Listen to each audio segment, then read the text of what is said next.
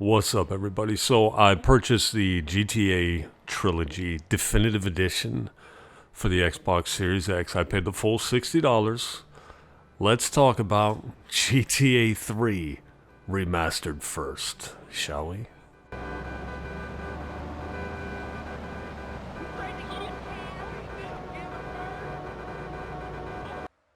Tell you what, let's talk about GTA Vice City before we get into anything else, shall we?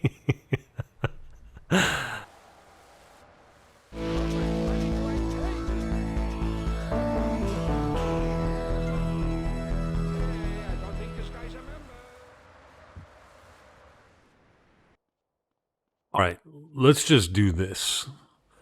These games have aged very, very poorly from a gameplay perspective. Now, certain things certain things happen in these games and it's absolutely hilarious. I can't tell you the amount of times I've just busted out laughing because of just how outdated and shitty it is. But again, listen, any kind of damage control is going to make me look dumb. It's going to make me look like I'm defending it. I'm not telling you this is a quality remaster, but I think we are being a tad bit hard on it, and I'm going to show you. I'm going to tell you why. Hold on. I'm not telling you it's worth the $60. That's not what I'm saying. Do I regret spending the $60? No, I don't, and I'm going to tell you why. But first and foremost, let's get in to what this game looks like. I'm going to show you footage captured on the Series X of the Xbox 360 version of San Andreas. You're looking at the Series X Definitive Edition of San Andreas right now. Let me show you what the 360 version looks like. All right, here we are. This is it. This is the 360 version. Same mission, same exact spot that you just watched. I mean, is it not a huge difference visually? It's a pretty big difference. It's not a remake. It's a remaster. They made some slight tweaks to the gameplay. The controls feel better. That's not to say that they're great, but compared to this pile of trash, people, I couldn't acquire a target, period, on these controls. Now, San Andreas Definitive Edition, it doesn't control the best. I only use free aim. I am not using snap-on aim for any game. I hated that I had to use it in Crackdown 3. I tried to free aim as much as I can, but when you hold left trigger, it snaps on. It's unavoidable. But in this, you can activate free aim for all three. I activated free aim through back compat. Here, I can't aim at all. San Andreas Definitive, I can aim somewhat. It's still very uncomfortable. So the biggest problems are the controls and the frame rate. But again, it's very playable. Unlike this to me is unplayable. Look at this. Look at me trying to get onto my target. It's just absolutely unplayable. I wouldn't even continue to play after such a demonstration. Let's go back to the definitive edition. I don't know, man. I think it's a big difference visually. When I first saw it on Twitter, I was like, oh my gosh, get this trash out of here. And some guy responded, he says, I don't think you realize just how much of a difference visually this is. And it really took me going back and looking at the 360 version to see what he was talking about.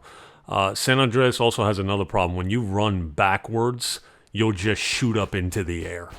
Like you have to be facing your target. And that's kind of irritating, but it only does it in San Andreas. You can run backwards and shoot forward in Vice City and GTA 3, but certain guns you just stand in place, like Resident Evil 4. Like you can't move while you're aiming, but only on certain guns.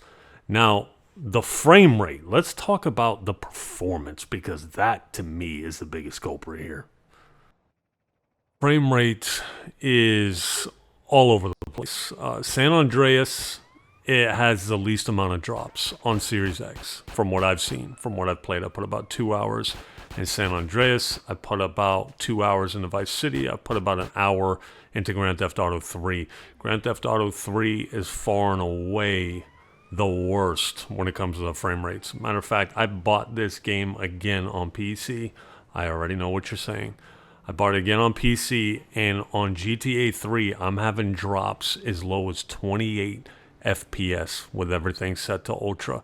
My graphics card is a GTX 2080 Super. It's not even breaking a sweat. It's running 40 degrees. I'm dropping down to 28 FPS in Grand Theft Auto 3. It's the only one I've played on PC, but the aiming is so much better with mouse and keyboard. Anyway, Series X, San Andreas performs nicely. Any kind of graphical imperfections you see, by the way, is recording software built into the Series X. I capture all of this using the console, and I burn it onto a thumb drive, then I upload it to the computer. Vice City has constant drops. GTA 3 has constant drops on the console. Again, San Andreas is the smoothest, but it still has drops. And to me, that's pretty unacceptable given the graphics that we're dealing with here. Yes, everything looks very clear. It looks much better in person, by the way. When you actually play on a Series X or a PS5 on a 4K TV, visually it looks really, really good. YouTube compression quality, you know how that works. But like, fix the frame rate. What are you doing, Rockstar? It's not even Rockstar. I forget who they sourced this out to develop the game. But frame rate is a huge, huge issue. But I do believe they're going to iron it out.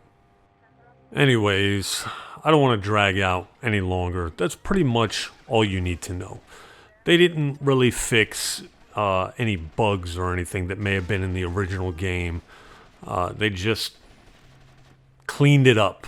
They cleaned it up. They gave some quality of life improvements, like the aiming feels better now. You can put waypoints on, whereas San Andreas 360, I couldn't even put a waypoint down. Just little things here and there. But for the most part, this should have been $30. Plain and simple, they should have sold each one separately, $10 a game. $30 full price. It's not worth the $60, especially if you're concerned with quality. Now, I do want to talk to you about fun factor. The physics are terrible. The gameplay is outdated. But listen, I'm having a blast with it. If I wasn't having a blast with it, I wouldn't have bought it. And I'm having so much fun that I bought it again on PC. So think about that. For me, it was worth it. I spent $120 on this game. Is it a half-ass remaster? I believe certain aspects definitely are. Is it a disaster?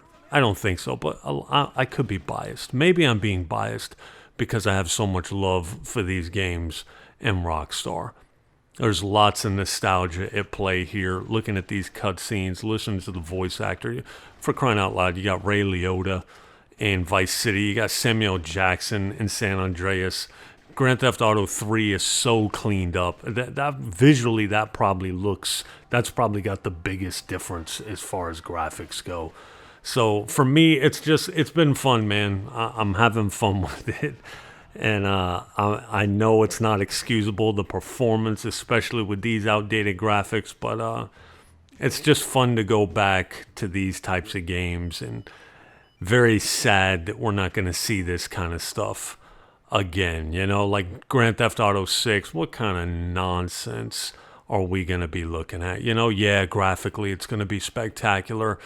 Gameplay is going to be spectacular. What's the story going to be like? What kind of cutscenes are we watching? What kind of toned down garbage are we going to get? Anyways, so I hear there's some censorship in this version. Like they censored out some stuff. That could be. I hear they screwed over the modders and that the modding community did a way better job with the game. That could very well be. I tried to fire up Vice City on Steam. I own it. It won't even play. I can't even play the damn game.